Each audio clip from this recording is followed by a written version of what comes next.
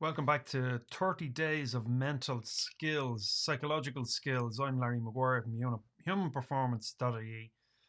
And over these 30 days, over this period, I'm introducing you to some core concepts within the framework of psychological skills.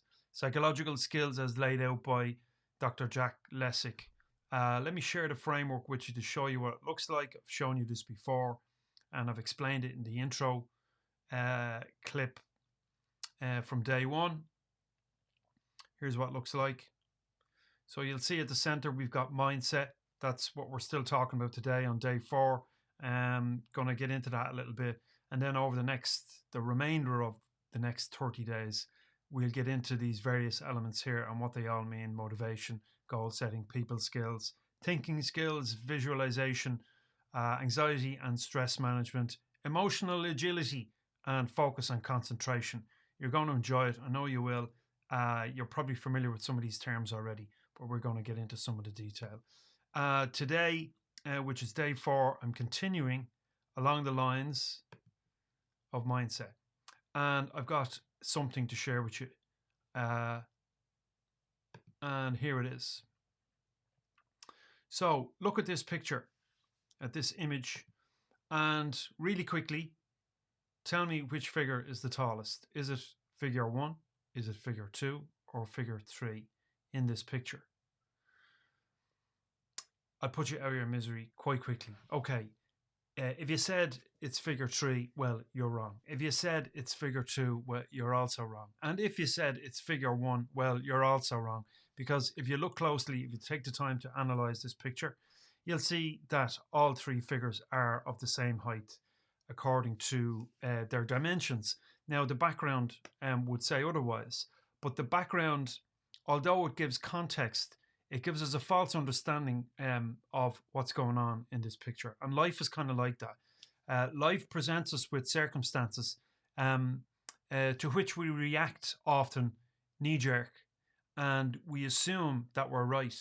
We assume that the conditions reflect reality, when in fact we're constructing reality by virtue of the biases that we hold around certain things, around the color of people's skin, around your own ability to perform a particular task, around whether or not someone's taken advantage of you, whether or not something is better than something else, or something is worse than something else.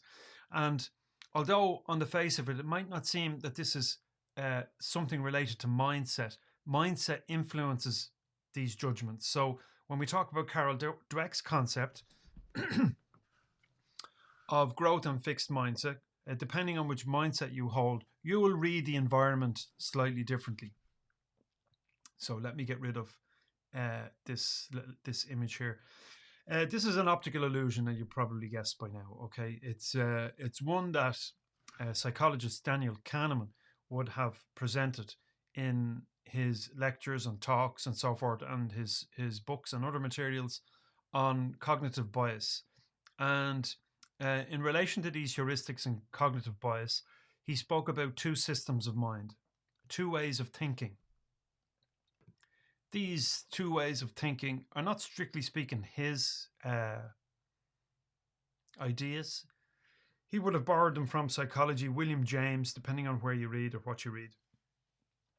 Some sources suggest that William James, the American psychologist, who was the founding member, one of the founding members of the American Psychological Association, devised this way of considering how the mind works. And so essentially, what Kahneman writes about in his book, Thinking Fast and Slow, if you haven't got it, you can get a copy of it. I have it there on the shelf somewhere. He speaks about 2 systems of mind. One, which he refers to as System 1, and then the alternative, which is System 2. System 1 operates automatically. It's really fast, and you don't have to think about it. If you maybe consider any occasion where you were driving down the road, a familiar road where you live, and your mind was on something else, you happen to pass through maybe 3 sets of traffic lights before you realized that you did, in fact, drive through those traffic lights, and you don't remember. Well, if you've had a situation like that, most people have, you will find that that was your automatic system one had taken over the process. So system one is something that operates in the background. It's something you don't have to think about. It makes judgments, it makes calls on your behalf. Now it's not separate from you, it is an aspect of you, an aspect of mind. And it can be advantageous, as you can imagine, in sport, for example, where athletes need to execute skills on the spot without thinking. They rely on system one. Uh, when you are executing a task in your work that you're familiar with and you barely need to think about it, you can handle maybe something else, maybe two other things at the same time. So these two or three things that you're doing, you've practiced and you're well rehearsed in those. They almost seem to activate and perform themselves without your conscious input. Well, then that's system one. So system one can be quite helpful. However, system one can also be a little bit disadvantageous insofar as we make judgment calls that aren't in our favor, the results of which are not in our favor. And oftentimes this would come down to, let's say, maybe financial decisions or maybe learned behaviors that maybe we pick up in our environment as children that they don't help us in the learning process. So if you consider Carol Dweck's growth and fixed mindset, you can see how maybe the environment, our family structures, our social circles, and so forth, the things to which we are exposed in youth, influence our ideas of ourselves and our ideas of other people. And so we make these sharp, snap decisions without any real deliberation. And so, system one, although it can be quite effective in helping us execute skills, sometimes in social environments, it can act to our detriment. And so, in those situations where we're required to maybe think a little bit slower, to use Kahneman's term, system two is required. But it's bloody difficult using system two because it takes energy and it takes time and it takes attention and it takes cognitive effort. There is a load on our brains, on our very being when we have to learn something new. And oftentimes, if we grow up in an environment where we're taught to run away from those situations and not embrace them, well, we can see how maybe self-concept and a self-theory, to use Carol Dweck's term, can become established over time. The idea that I can't learn and this is too difficult and blah, blah, blah, blah, blah, right? Lack of resilience. My point being that these ways of thinking about ourselves and thinking about other people are often learned. You don't arrive into the world with a mindset, so to speak, about your own ability or anybody else's. When you're an infant, you just do. And slowly but surely, as you grow in that environment, you begin to adopt these attitudes and beliefs and so forth from your parents and from your peers and from your siblings and so on. And the news, media corporations know this only too well. That's why media is big business. When corporate entities realized that people could be influenced through the distribution of mass media, they latched onto these mediums like television and news and newspapers and so on. Anyway, I digress. The point is, our society and where we grow up influences our thought processes, those that are automatic and those that are required to be more deliberate. So system two, according to Daniel Kahneman, is slow. It's methodical. It requires time, effort, energy. The brain is a very hungry organ, the hungriest organ, in fact, in your body, and it loves sugar. So if you're sitting an exam or you have some real intensive brain work to do, arm yourself with a bag of jelly beans. It's more likely to help you than, I don't know,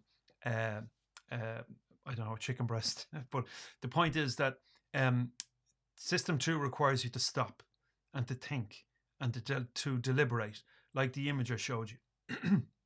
Let's bring it up again. As you stopped and you considered the three figures in this picture, you began to see, oh, actually, they are the same. But it's the background that threw me off. I see now. And you'd be amazed at the amount of people who fall for that. I run this little experiment in workshops and stuff that I run.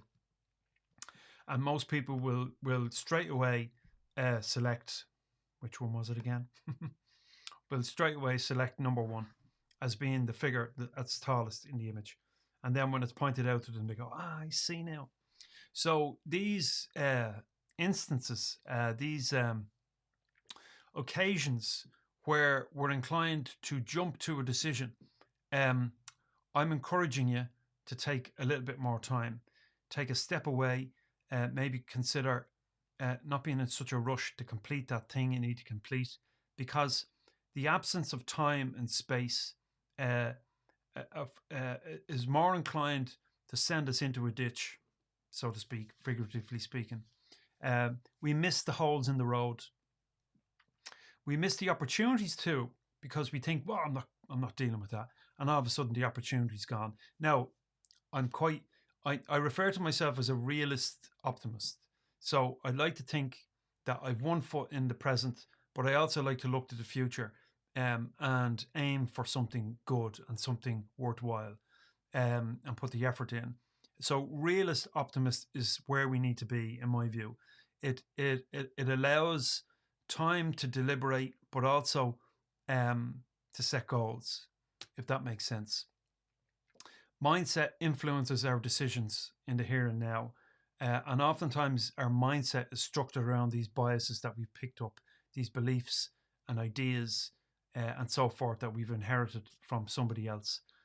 So the advice here, if you are to develop the mindset that is more likely to contribute towards your success, take some time, deliberate, soak up the information, but not too long, because at some point you need to decide.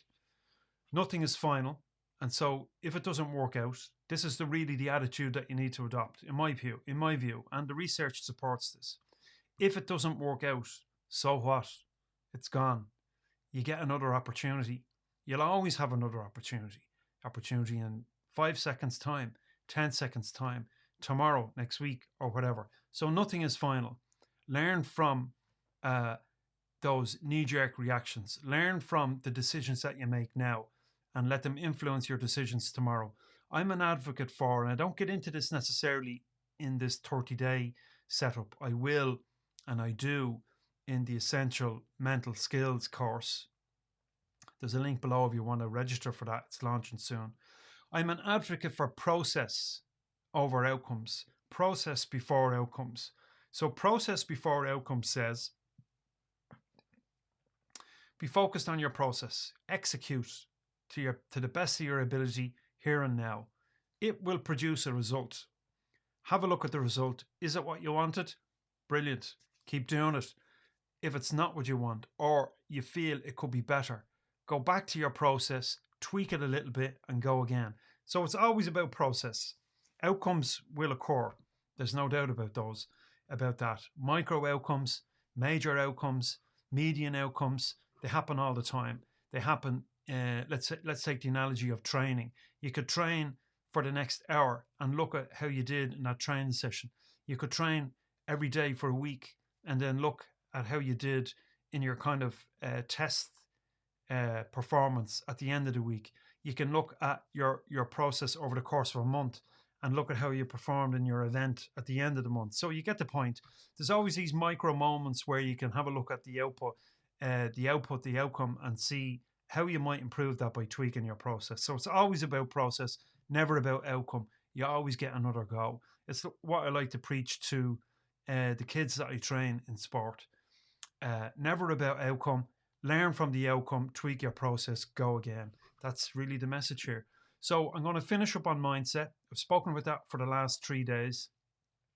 I will touch on this again because, like I said, these concepts, let me share this framework with you once more.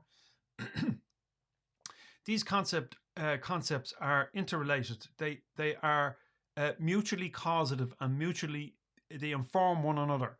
And so to take them on their own individually, okay, they might have some value, but the real value is integrating all of these components, these 9 mental skills, in a daily practice. And that's where we're headed. We're headed towards a daily practice that you can execute, that can bring in all of these components in under one umbrella. So make sure you stay tuned for that. What else did I want to show you before I split? Well, if you want to read more about, no, that's not what I wanted to show you. Why is that coming up? Not to worry. All right. Mental skills is what I want to encourage you to develop. That's what we're talking about over these 30 days. Stay tuned for more. I'll be back tomorrow with day 5. And I'll be talking about motivation tomorrow. And in particular, self-determination theory, some demystifying some notions around motivation and how it works. So make sure you stay tuned for that. All right. See you next time.